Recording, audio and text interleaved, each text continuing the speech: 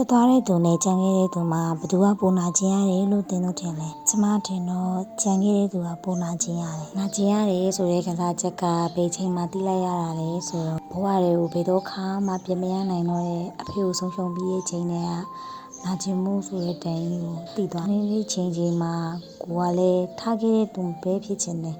ကြံခဲ့တဲ့သူမဖြစ်ချင်တော့အရန်ခံစားခက်တယ်ဘယ်လိုခံစားရတာလဲဆိုရင်သူ့အချောင်းကြီးပဲချိန်နေလုံးသူအဖေနဲ့မြေတူရှိရတော့ပို့ဆိုတာပေါ့တော်ပါပြီဒီနေ့အိမ်ပြန်လာတာဒီမနေ့နောက်ကျတဲ့အတွက်မနေ့စာထမင်းမချက်ဖြစ်ပါဘူးအဲ့တော့ spicy လေးလှစားတယ်ကိုတယောက်တည်းဆိုတော့အလုပ်ပြီးသွားတဲ့ချိန်မှာအေးစီလေးနေရင်းလေးခောက်ဆွဲလေးပြုတ် spicy လေးကွာကိုလှုပ်ပြီးတော့စားပါတယ်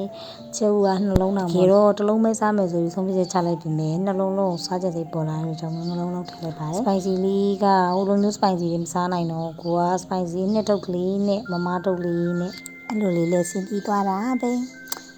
တခွားဒီလေးကိုလည်းရေးအေးလေးစိန်လာတာပေါ့နော်တခွားဒီလေးကကျွတ်ပြီးတော့စားလို့ကောင်းလို့ဟိုနေ့ကချက်စီထမင်းမဟုတ်တဲ့ချက်စီထမင်းလောက်ထားတာလေအဲ့ရနေတခွားဒီကပိုးနေတာ